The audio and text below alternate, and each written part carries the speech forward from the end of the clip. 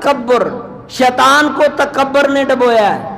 ابا واستکبر وکان من الکافرین، تکبر کیا کہ میں اس سے بہتر ہوں.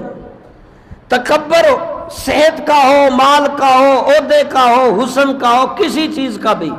تکبر کا سر نیچا، جتنا تکبر اونچا ہوگا اتنا وہ جلدی گرے گا، تباہ ہوگا، نیکیاں خائع ہوں گی.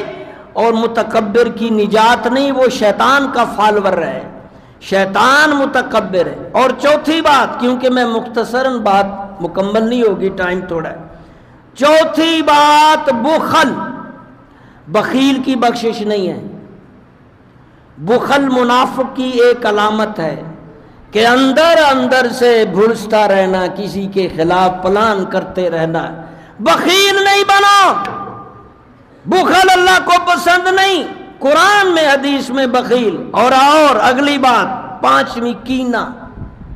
کینہ دل میں کسی کے خلاف دشمنی، نقصان پہنچانے کا سوچتے رہنا، اس کا مال چھن جانے، اس کی ملازمت چھن جانے، اس کو نیچے گرانے کی کینہ دل میں، اوپر سے صحیح ہی ملنا، یہ بھی منافقت کی علامت ہے.